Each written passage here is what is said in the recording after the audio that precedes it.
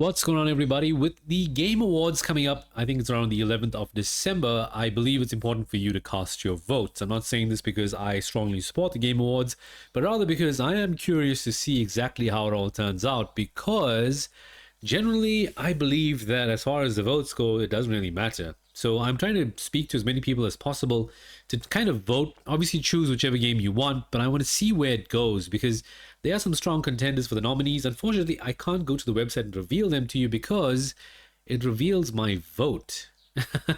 I'm not too sure exactly whether there's something wrong with it or not, but effectively, when I go into the nominee section of the website, it shows me what I voted for, and I don't know if that was meant to be it. So like the different categories with the nominees inside of it, you can see where I voted, and to some extent you can obviously see who I voted for. There's just two that I didn't vote for because I don't know anything about those games at all. So I honestly can't vote for something that I don't have personal knowledge, alternatively first-hand experience of. So yeah, I've left a few spots open, and I hope that you guys also do the same as well. I'm curious to see where it goes. It's not a big, major, important thing, but I did want to talk about the one dev that has basically taken his game off being a nomination or being a nominee. He's withdrawn his nominee somehow.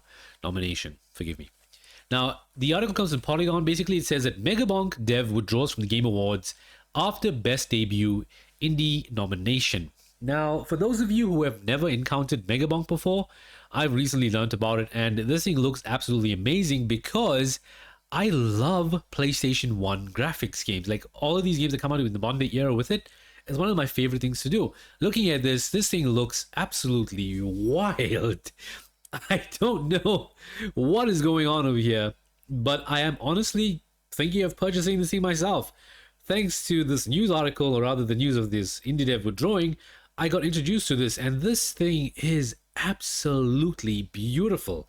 I love the art style. I love the aesthetic of the game, the graphics. I love what I'm seeing as far as gameplay goes. And maybe for yourself, maybe you can make up your own mind as to whether you think it's worth anything or not. Obviously, it does have that Minecraft feel to it. It's got that janky PS1 type of animations, but everything looks like fun. And that's what I believe games should be, which also makes sense why, just by looking at this trailer, exactly why Megabonk was nominated. I can't believe that this game was actually missed. It went under my radar, and I've decided to go and do a bit of digging into it, and it turns out that a developer claims that this is not his first time doing it. So going on to the post here made on X, I believe, Megabonk at Megabonk Game, I'm withdrawing from the Game Awards. It is an honor and a dream for Megabonk to be nominated for TGA, but unfortunately, I don't think it qualifies for the category of debut indie game. I've made games in the past under different studio names, so Megabonk is not my debut game. And that does to some extent show you exactly the type of developer that we're dealing with. Is somebody who you can actually trust, somebody who has a high degree of ethics and, well, in my opinion, integrity as well. Because for you to come out the gate and say, look, this is not my first game, technically it's not my debut game either, so you know what, you guys should take me off that listing. But some people tend to speculate that because the developer of this game goes by the name of Danidev, this is where it gets a bit strange. You see, this has in itself opened up a new can of worms, and to be clear with you, I have not heard of Danidev before. So when going to YouTube and stuff, you can see that there is some videos over here, but here's where things get a bit weird, right? I may not know of Danidev, but I do know of another guy by the name of Danidev, which is Danidev or Danidev spelt backwards. Now, a lot of guys would have come across this at some point in time, and these videos have, despite the fact that he's last posting being like 3 years old, I have, as of 2025, come across some of these videos and never really looked into the games that they played. So in looking at the two, the thumbnail style, as well as like sort of the art style and the way things are done, it kind of gives you an idea as to who it is we're dealing with. And there's this huge suspicion that it's effectively the same guy. Name spelled backwards, same art style, same thumbnails. I mean, yeah, it could be a copycat, maybe, I don't know. But there's too much over here going on to simply ignore it. And I strongly believe that it is the same guy. Now, he's made other games as well, which I think that as wacky and as weird as they look, I'm going to actually download some of them and see what I get with it. And to be quite frank with you, I love what I'm seeing here on screen.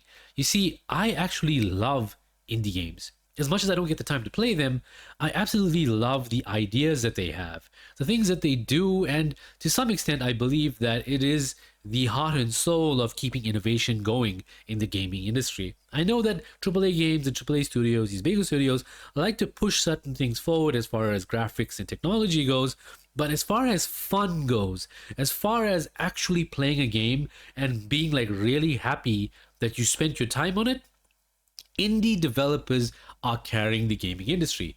AAA devs have been falling over face first into the dirt over and over and over again. They keep pushing out games which aren't fun. They look good, they sound good, they do things which we've never seen before as far as graphics go, and obviously newer technologies being implemented with newer game mechanics, but the games feel soulless and empty. Oftentimes they feel like an incomplete purchase and you need to buy all of the DLC, all of the extras separately in order to feel like you've got a complete game.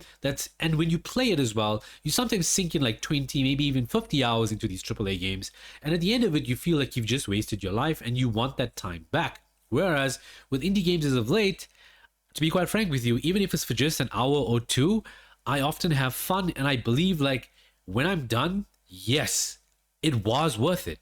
So I hope that whatever is going on over here with Danidev or Danidev, it does actually get fixed and we see more coming out of this.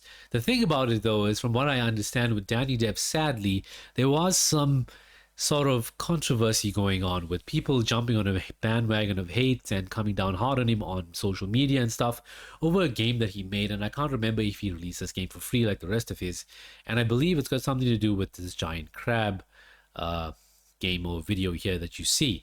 Now I don't know the inner workings of the story. I don't know exactly what happened, but it would appear that Danidev or Danidev has made a comeback, sort of. It's hard to say exactly. There's no confirmation, but this whole mystery behind it is there. And some people are also saying that apparently this withdrawal is like a brilliant marketing strategy because, to be quite frank with you, I didn't know about this game until now, and I am definitely, hands down, gonna buy it on Steam and have some fun with it. So guys, with that being said, I'm out of this video, just giving a quick little story based on this developer over here, a little bit of history. If you know anything about it, if you know any intricate details, please let me know down in the comment section down below. Don't forget to like, subscribe, and share the video. I will see you in the next one. Until then, take care of yourselves, have a good day, and peace.